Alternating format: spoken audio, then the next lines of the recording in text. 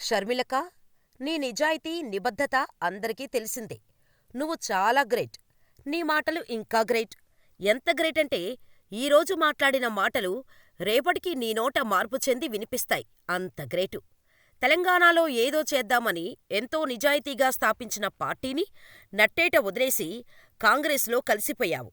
అక్కా, నిన్ను నమ్ముకున్న తెలంగాణ ప్రజలు నీ పార్టీ ఏదీ అంటే ఏం చెబుతావ్?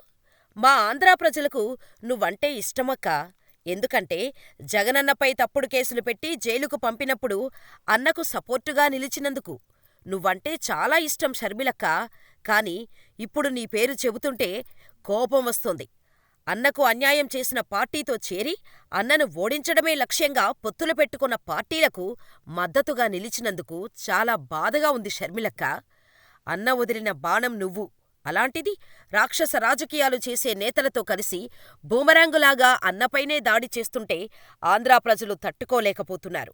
మా రాజశేఖర్ రెడ్డిగారు పులి, అందులో ఎలాంటి సందేహం లేదు. వారి కడుపున పుట్టిన మీరు కూడా పులులే, కాదని ఎవరం అనము. కాని అన్నకు ఎదురు తిరగటం ఎంతవరకు కరెక్టక్కా? కుక్కకు పాచిపోయిన బ్రెడ్డు వేసినట్టు కాంగ్రెస్ ఏపీ పీసీసీ పదవి ఇస్తే ఎలా తీసుకోవాలి అనిపించింది?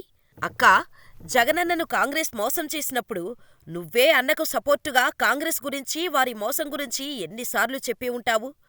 పులికి ఆకలివేస్తే గడ్డి తినదు కదా అక్కా! నీకు ఏపీపీసీసీ చీఫ్ పదవి ఇవ్వటం వెనుక కాంగ్రెస్ పార్టీ పెద్ద పథకం వేసింది. వైఎస్ రాజశేఖరరెడ్డి కొడుకు ఏపీలో ఏకంగా సీఎం అయినప్పుడు ఆయన కూతుర్నైన నిన్ను బరిలో నిలిపితే తమ పార్టీకి ప్రాణం తిరిగి వస్తుందని ఆశపడ్డారు. ఎందుకంటే నీ తెగింపు వారికి తెలుసు. కాని నువ్వు నిజానిజాలు ఎందుకు గ్రహించలేకపోతున్నావు షర్మిలక్కా? నీతో కాంగ్రెస్ జగన్కు అనుకూలంగా ఉన్న ఓటు బ్యాంకును చీల్చటానికి ప్రయత్నాలు చేస్తుంది. ఇది నీకు తెలియటం లేదా అక్కా? నిన్ను మాయమాటలతో మాయచేసి ఉండొచ్చు. వారి మాటలు నమ్మి నువ్వు జగనన్నపై విరుచుకుపడవచ్చు. కాని మేము వైఎస్సార్ అభిమానులం. అన్నను ఎప్పుడూ విడిచిపెట్టం. మా కట్టె కాలే వరకు జగనన్నతోనే ఉంటాం. ఈసారి కూడా ఏపీలో జగనన్నని సీఎం చేసుకుంటాం. రాజకీయాలలో పిచ్చోళ్ళు ఉంటారని దానికి నిదర్శనం షర్మిలక్కే అని కొందరు అంటుంటే మా మనసు ఎంతో బాధపడుతుంది. నీ వ్యవహార శైలి, మాట్లాడుతున్న తీరు అంతా ఏమాత్రం పద్ధతిగా లేదు. అన్న మీద ఎంత కోపముంటే మాత్రం ఏపీలో అసలు ప్రభుత్వ ఉద్యోగాలే ఇవ్వనట్టు ప్రచారం చేయడం ఎంతవరకు సరైందక్కా? అన్న వైఎస్ జగన్మోహన్ రెడ్డి పేదలకు అండగా అనేక సంక్షేమ పథకాలను, స్కీములను అందిస్తుంటే చూసి ఆనందపడవలసింది పోయి పొత్తులు పెట్టుకున్న పెత్తందారుల చేతిలో కీలుబొమ్మగా మారిపోయావేంటక్కా? అక్కా, నువ్వు జగనన్నపై, తను నడుపుతున్న ప్రభుత్వంపై చేసిన ఆరోపణలు చూస్తే ఖచ్చితంగా మరో పిచ్చి రాజకీయ నేత ఏపీకి వచ్చిందని కొందరు కోడై కూస్తుంటే మా రాజన్న కూతురిని ఇలా అనడం భరించలేకపోతున్నాం. నువ్వు జగనన్నను ఎన్ని అన్నా కూడా ఆయన చెల్లిగా, రాజన్న కూతురిగా నువ్వంటే వైసీపీలో ఉన్న ప్రతి ఒక్కరికీ ఎంతో గౌరవం ఉంది. కాని చెడుతో స్నేహం చేయటం వల్ల ఆ గౌరవాన్ని నిలబెట్టుకోలేకపోతున్నావక్కా. జగనన్నను ఇబ్బంది పెట్టాలనుకుంటున్న వారికి నువ్వు ఒక పాచికగా మారావు. నిన్ను అడ్డం పెట్టుకొని మన జగనన్నను గద్దెదించాలని చూస్తున్నారు రాజకీయ తోడేళ్ళు. నువ్వు అన్నతో లేకున్నా మేము ఎప్పుడూ అన్నను విడిచిపోము.